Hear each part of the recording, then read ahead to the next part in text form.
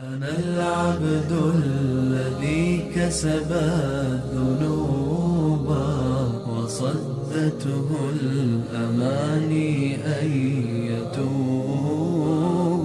أنا العبد الذي يضحى حزينا. بسم الله الرحمن الرحيم. الحمد لله رب العالمين. الصلاة والسلام على رسوله الأمين وعلى آله وصحبه أجمعين. أما بعد. السلام عليكم ورحمة الله وبركاته. O'zini mo'min bandalarini sodiqlar bilan birga bo'lishga buyurgan va sodiqlarni qadrini baland qilib, yolg'onchilarni bu dunyoda ham, u dunyoda ham sharmanda qilib, haqni ro'yobga chiqargan Alloh subhanahu va taologa hamd va sanolar bo'lsin. Va mo'minlar hech qachon yolg'onchi bo'lmasligidan ogohlantirgan sodiqlarni ustozi Rasululloh sallallohu alayhi va sallamga, ahli oilasiga va ashablariga salovat va salomlar bo'lsin. Abdurrahman ibn Abi Bakra radhiyallohu anhu otasidan rivoyat qiladi. Rasululloh sallallohu alayhi va sallam aytadi: "Ala ukhbirukum bi akbaril kabair?" Qalu bala ya Rasululloh. Qala al-ishraku billah wa uququl walidayn wa shahadatu zur aw qawlu zur. Qala fama zala Rasululloh sallallohu alayhi va sallam yaquluha hatta qulna laytahu sakat. Sizlarga katta gunohlarning eng kattalarini xabarini beraymi dedi Rasululloh sallallohu alayhi vasallam. Sahobalar ayting ya Rasululloh deyishdi.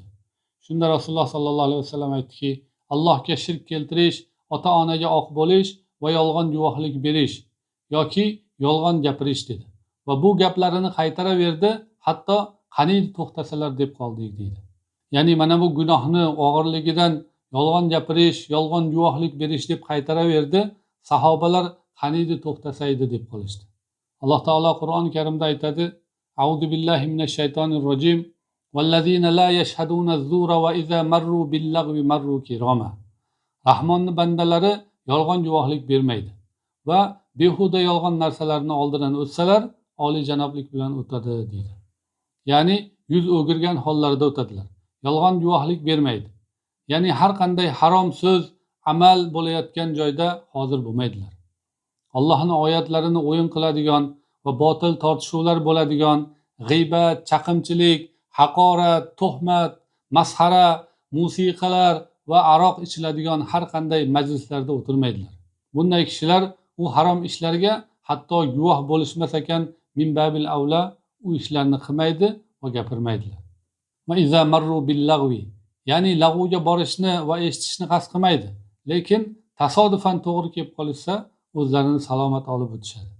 Alloh taolo boshqa oyatda aytadiki: "Va qala rajulun mu'minun min ali fir'auna yaktumu imanahu ataqtuluna rajulan ay yaqula robbiyallohu va qad ja'akum bil bayyinati min robbikum va in yaku kaziban fa alayhi kadhibuhu va in yaku sodiqan yusibkum ba'du allazi ya'idukum innalloha la yahdi man huwa musrifun kazzab."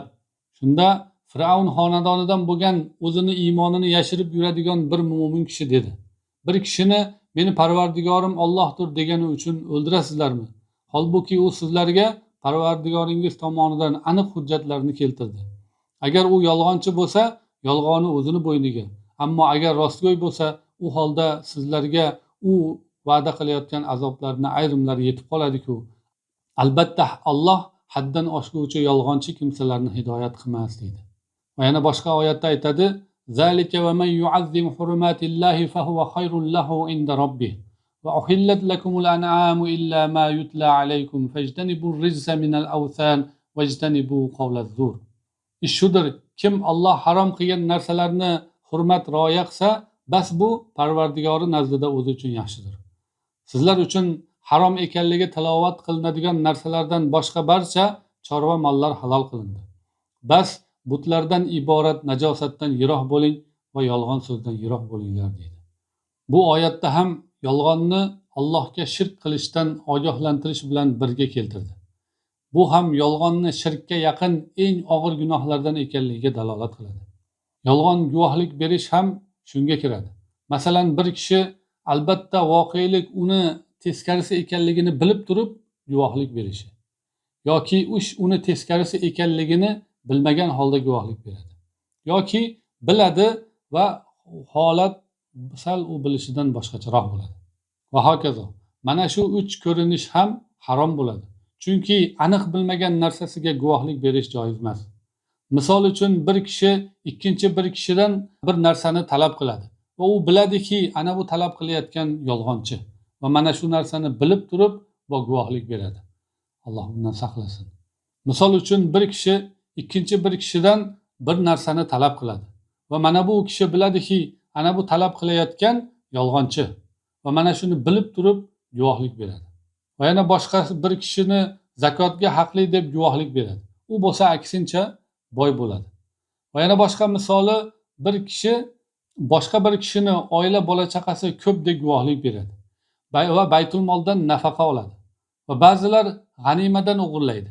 Uni ko'rib turib, yaqini birodari bo'lganligi uchun yoki biror bir mas'ul mansabdor bo'lganligi uchun uni oqlashga harakat qiladi.